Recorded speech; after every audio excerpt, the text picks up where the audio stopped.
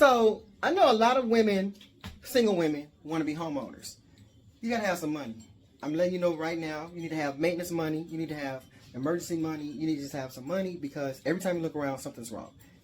So I'm just now trying to figure out why my basement kept having water running down in it. And every time I would look in here, I couldn't see what was going on. So what I did was I pulled everything out and turned the water on, and lo and behold, there's a waterfall. So I need to get a bucket or something that can fit under there. That one won't fit. I'll show you.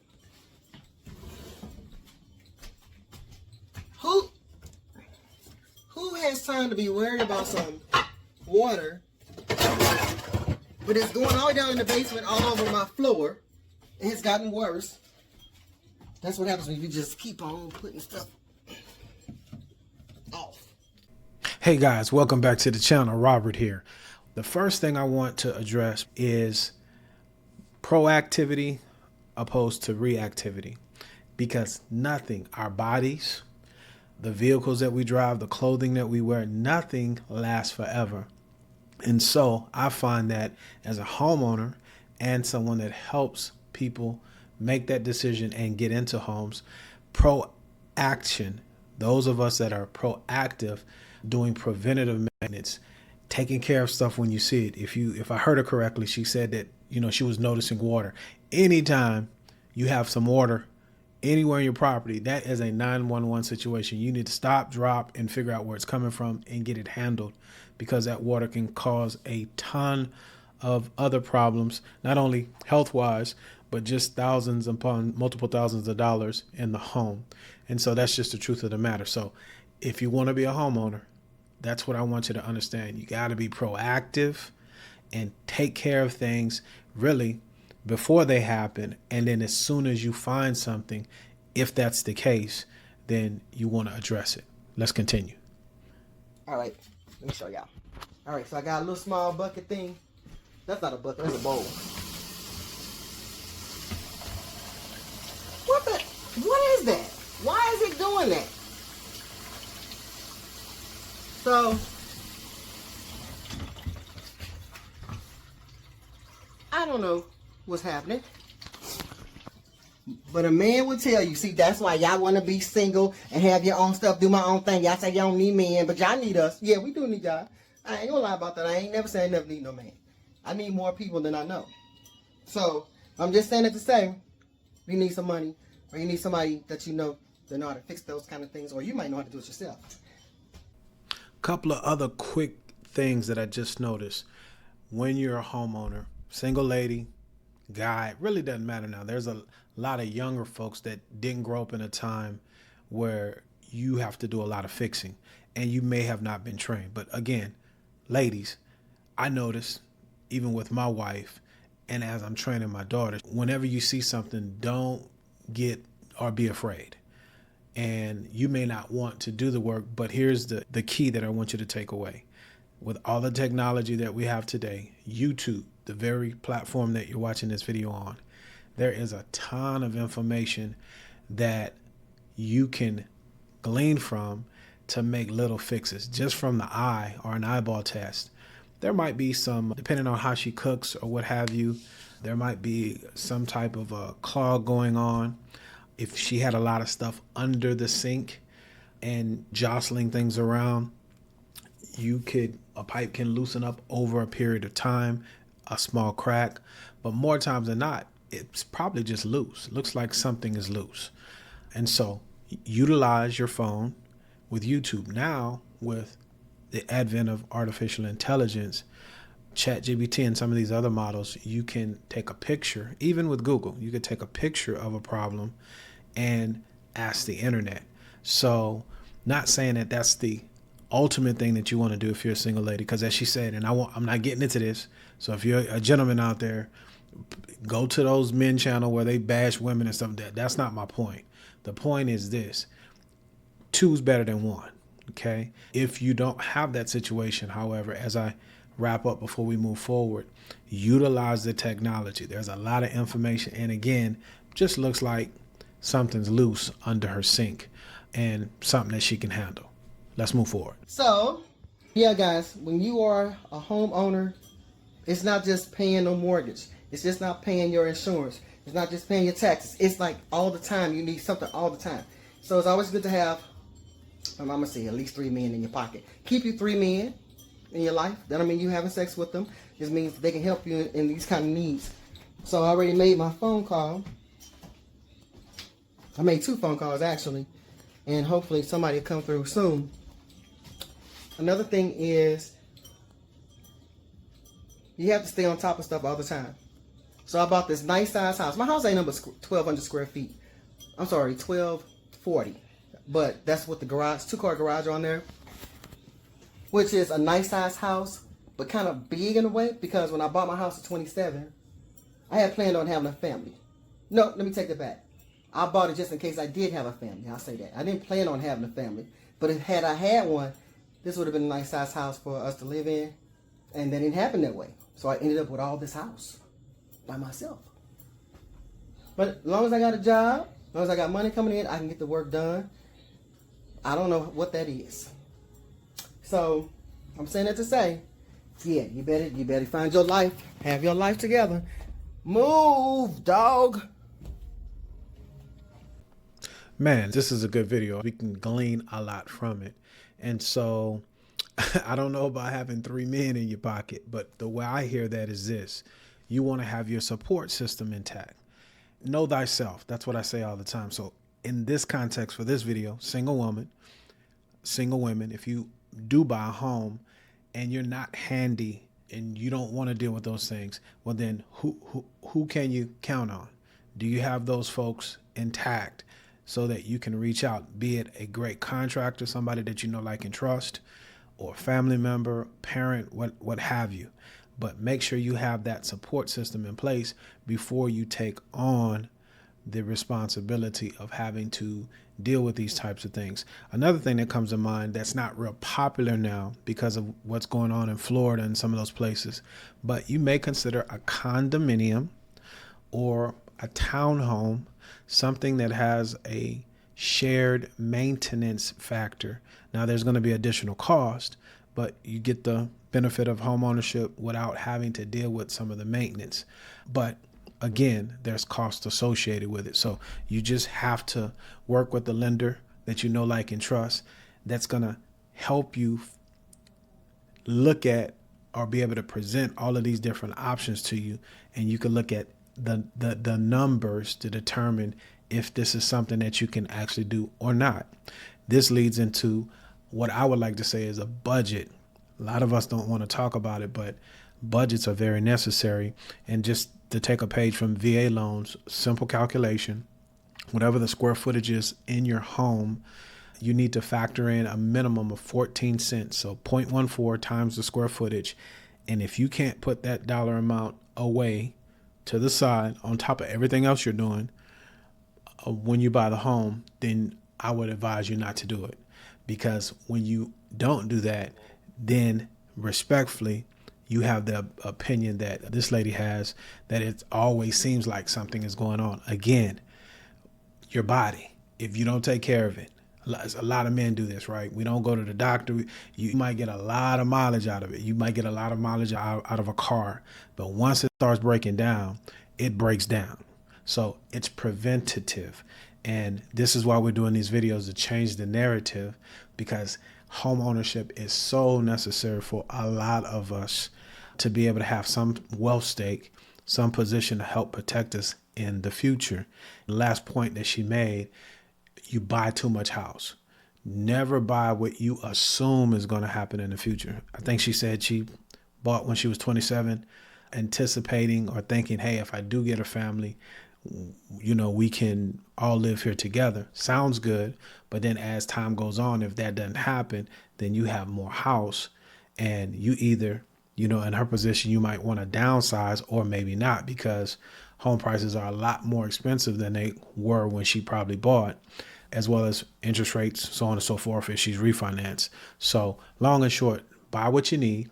And then if you have a lifestyle, not a lifestyle, but a life event, you get married, or you have an addition to the family, or you have to downsize, then you make that determination on what you're going to need at that time. I'm working on that myself with just a lot of stuff, not with the homes, but, stuff we buy and things of that nature. We always are trying to, well, folks like me, we think forward. And you might not even end up using those things, and then they become a burden to you, like an arbitrage, because you're moving them around, or in this case, you're making payments on them, or you have to upkeep the maintenance. So hopefully all those tips made sense. Let's push forward. Another thing is about being a single homeowner. If you're doing everything by yourself, like the yard work in the house, it can be overwhelming, and something ain't gonna get done. So something will get neglected. I'll show you my yard.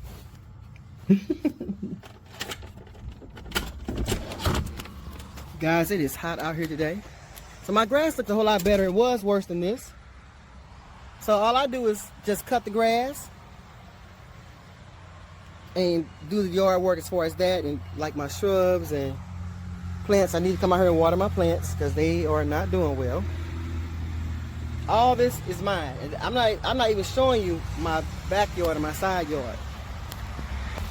I'm saying that to say, I get yard treatment, and people be telling me, well, you can do that yourself. You can save money. I'm not trying to save money in every aspect of my life. I can't do it all, so I pay yearly, which is like this year was $1,600 to have yard work done. Yeah, I dropped that money because I'm not cutting grass, take care of a house, and treating the yard. But eventually, I'm gonna have to drop cutting the yard because I am getting older. I'm not 27 anymore. I'm 55. So at a certain point, I'm gonna have to stop. I might stop cutting the grass, but we'll see about that because some people still cut their grass at 80 years old. However, they have another person to help you. So like for me, I've been focusing a lot on getting the house on the inside together to where the outside gets neglected. Then I focus on outside, and then the inside get neglected. When you have a team, this is why they say it's kind of good to have a woman and a man in the house to take care of a household. Because if you have a team, if you're a couple, it's easier to manage. Good thing is, where's it going to go? If I get behind on my work, where's it going to go? I'll get it when I get it. That's what I do. That is exactly what I do. So just letting you guys know, you want to be a homeowner and you're a single woman, even a single man, not just a woman, even a single man, it's not that easy. So people want all these big old extravagant homes. Guys, the bigger your house, the bigger your problems, the bigger your money need to be. First of all, your yard is beautiful. Excellent job. I know folks that have husband, wife, and children, and the yard looks like who did it and what for. So shout out to you for keeping your yard. Number two, beautiful property, right? Big old yard. She said hadn't even seen the side of the backyard. But for those of you out there that want to have those things, she's keeping it a buck. It takes work. And if you're not going to cut the grass and do the treatment and things that needs to be done, then you have to be willing and able to pay. And I know I think she's really just coming from a standpoint that she's tired because she's doing everything. But when and if she gets ready to sell the place, it's going to pay off in spades. And it seems like to me, with everything that she's saying, you got to watch and look at what she's not saying. She's peaceful. She got plenty of space. She's not on top of folks. And there's a great sense of pride of ownership. But I digress. I digress. She's wanting to let you all know that there's realities when it comes to owning a home. If you watch this, one thing I would say, if you're actually cutting the grass, it's a great exercise point, and you can save yourself a lot of money as far as the treatment is concerned. Again, YouTube and all of this information online, you'd be surprised that same exercise that you're getting with cutting the grass, you could treat your grass fairly easily. But again, if you don't want to do those things, then you have to have her mindset that I'm going to pay. Another thing that she exemplifies that I really like is she's not pressed. She's not worried about you or what I think. Okay. And a lot of us can take a lot away from that. You have to hold your role. You got to deal with the cards that you've been dealt with and get it how you live. Okay.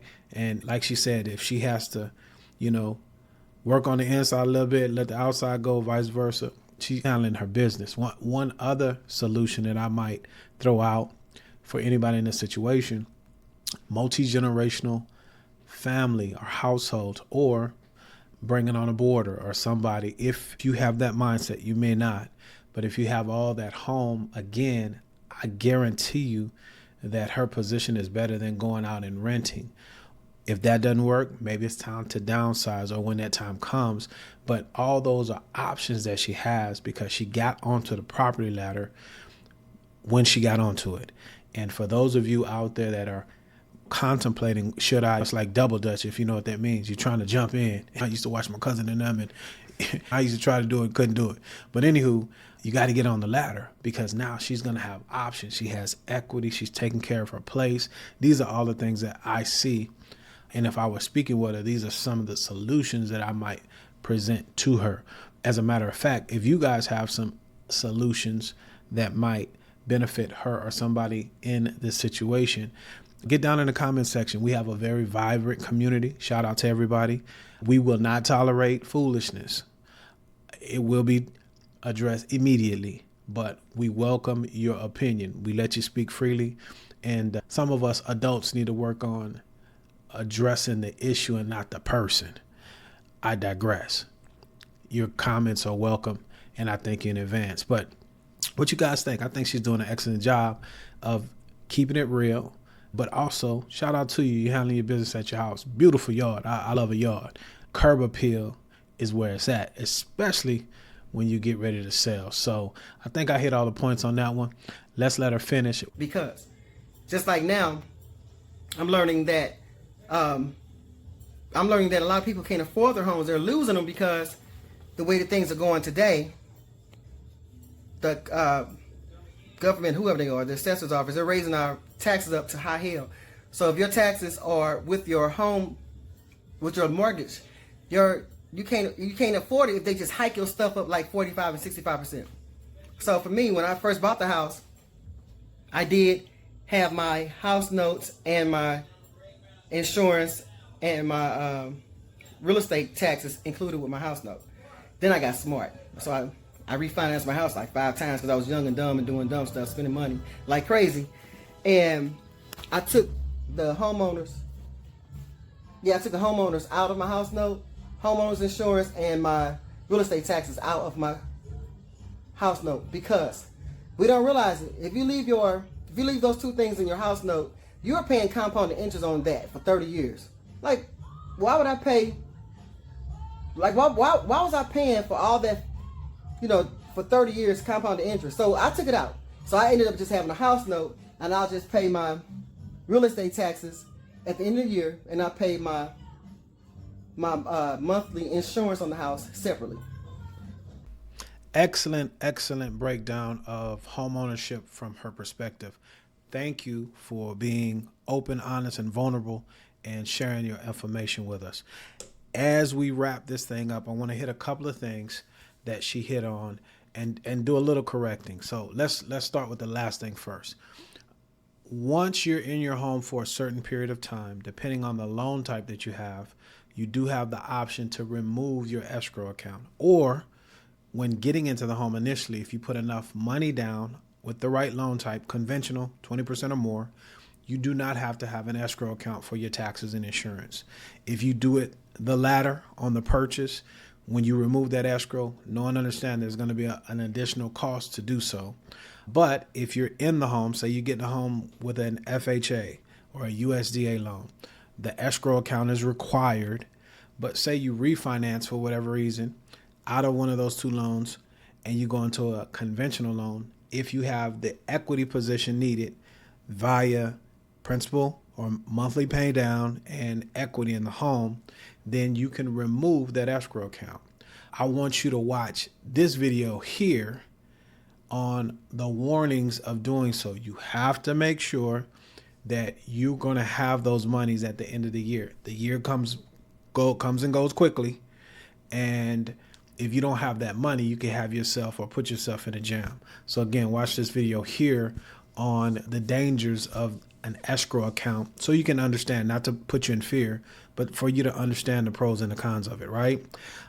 Because as she said, it's coming, and you don't want to have the service or the place where you're making your payment have to force place homeowners insurance because they're going to get the highest insurance on earth. You think your insurance is high now, let your insurance lapse because you didn't pay for it, because you're not just stacking that money to the side via the escrow account. Okay. Now, you're not paying interest on the monies collected with the escrow account. You're not doing so. So you either, most loans today, and I'll just stick with today, you have a fixed rate 15 or 30-year loan or somewhere in that continuum as far as intervals are concerned.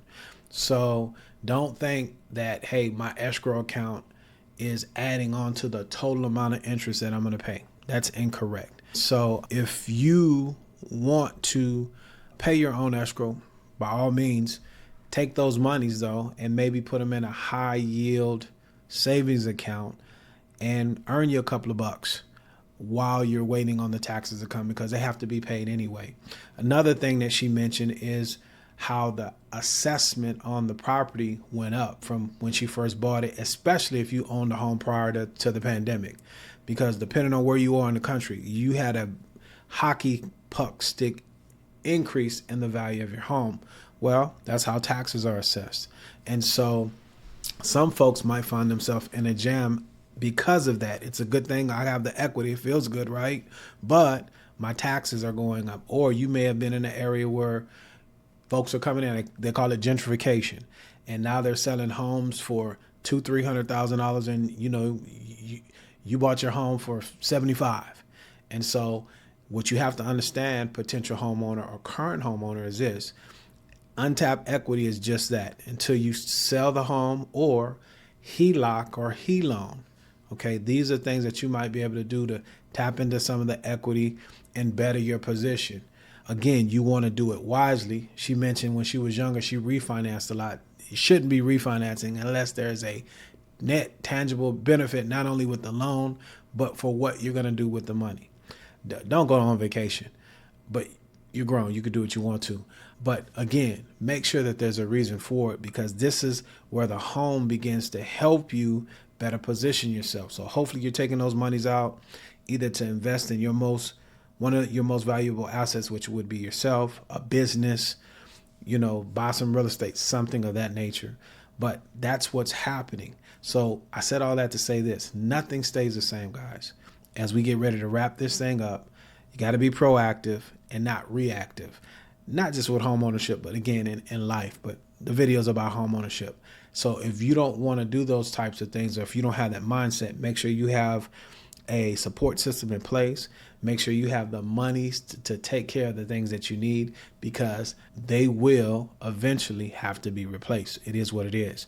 And if you're doing what she's doing and taking care of your property, when the time comes to exit, for whatever that reason is, downsizing, moving up, selling, what have you, you'll be able to maximize and get the most out of the property because you haven't neglected it while you've lived in it. My time is up, guys, but I thank you for yours. As I always say, let's be good to one another. Let us let grace abound. And if you need help finding out where you stand or letting you know how you need to get on the property ladder, I'm a lender. My contact information is pinned in the top comment in the description below. Would love to have a conversation with you. So all that said, until the next time, indeed, y'all be blessed.